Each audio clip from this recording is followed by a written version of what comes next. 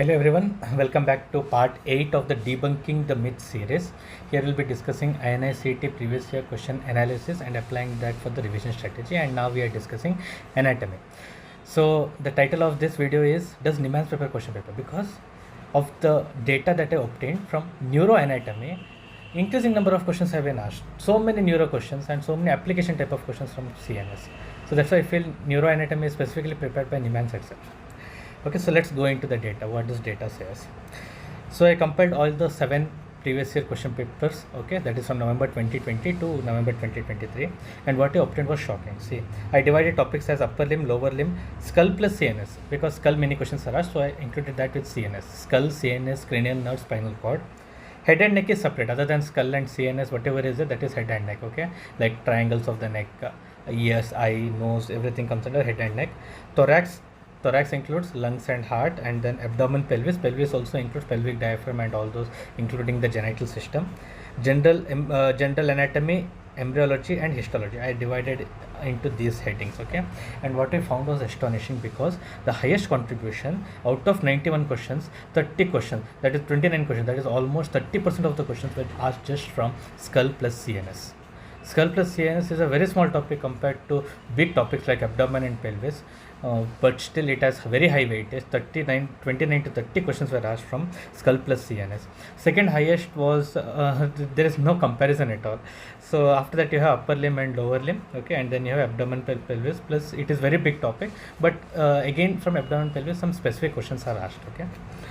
So moving on to the anatomy PYQ trend, okay. Anatomy PYQs were going at a rate of 10 to 15 questions for the first initial 4-5 question papers, and suddenly the trend decreased to 8 questions. In 2023, 8 questions were asked, but again last year again 17 questions were asked, okay. So it has picked up. So anatomy is again an important subject.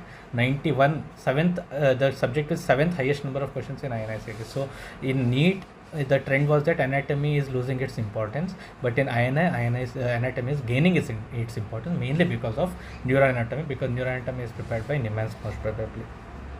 So topic wise, if you see there is no comparison at all. CNS anatomy, so much questions are skull and CNS anatomy, upper limb and lower limb, and then head and neck. So this is a trend that is followed, okay. So again topic wise, if you go, I said you again, skull plus CNS takes so much of the part, and upper limb and lower limb, that you combine along with head and neck, or you can combine with thorax, which is a small topic. It will cover almost 75% of your topics. So simple. CNS anatomy, upper limb, lower limb and thorax part, it will cover almost 75%.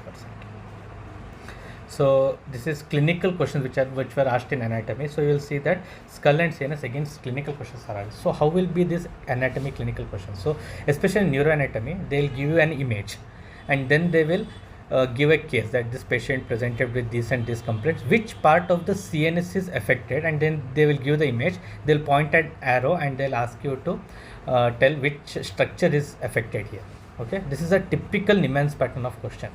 So expect many more questions in the upcoming years also, okay. So this skull plus CNS is very important topic.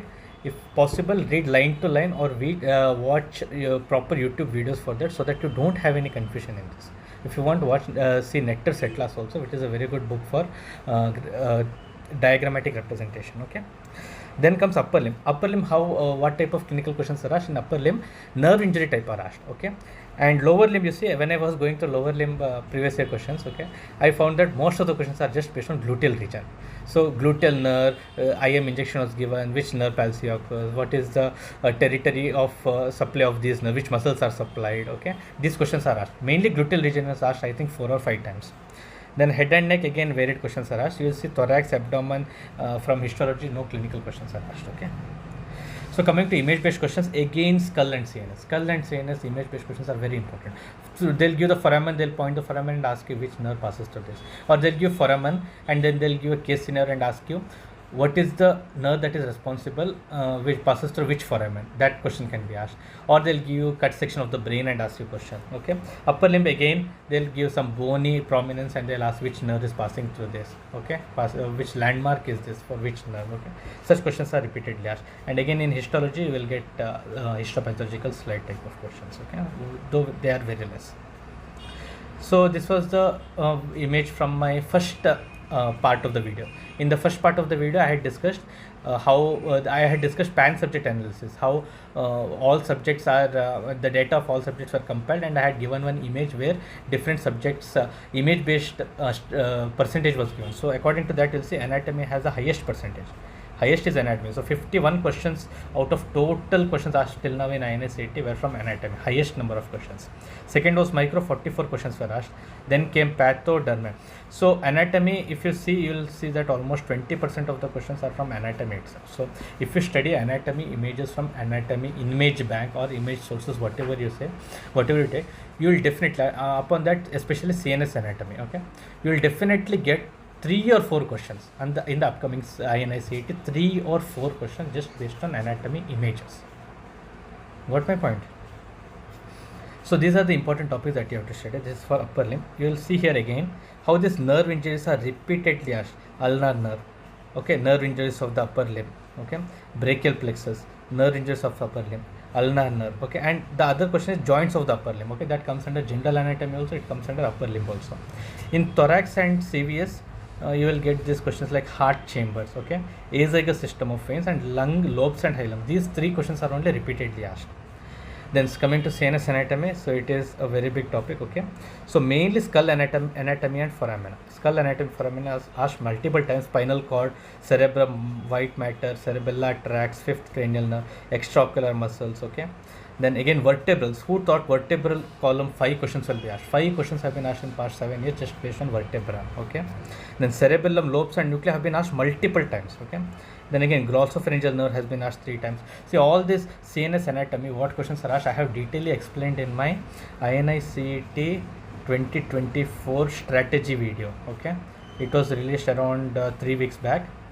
INICET 2024 strategy video. You will find it in my video description link, and I will also pin this in the comment section. So there you can go and watch this video, because there I have discussed extensively how to study anatomy CNS and from where to study also, okay. Then coming to abdomen, again liver anatomy, pelvic anatomy. See, liver anatomy 2-3 times it has been asked. Then pelvic anatomy, levator anatomy, pelvic diaphragm, again pelvic diaphragm. So liver anatomy, pelvic diaphragm is a repeated question many times, okay, many times it has been repeated. And in embryology, if you ask me which question has been repeated, it is pharyngeal arches, everywhere pharyngeal arches, okay. So you can't miss this topic. Then coming to lower limb, I also said again and again, gluteal region. See, gluteal region, nerve injuries, muscles of gluteal region, lower limb nerve supply, muscles of gluteal region. So everything is about gluteal region and nerve supplies. So you can never miss it, okay. Don't study entire lower limb, study gluteal region and nerve supply of lower limb, okay. Then coming to this general head and neck part, where thyroid gland anatomy has been asked once or twice, okay. Triangles of neck are important. This is not much important, not many questions have been repeated again and again. So to sum up, how do you study anatomy? So first, study anatomy, CNS anatomy. When I say anatomy for INICET, first thing that should come to your mind is CNS. Neuroanatomy is the king, okay. Second thing, images should be known, tip of your tongue. All the images should be at the tip of your tongue. You should be knowing each and everything in CNS images especially, and rest of the images including histopathology also, okay. So images, CNS cases and CNS, these 3 will sum up everything. Rest of the systems to be followed are, other than CNS, you can go through upper limb, lower limb, that there also again nerve injuries are very important questions, okay. This year INICET you can expect around 15 to 17 questions, okay.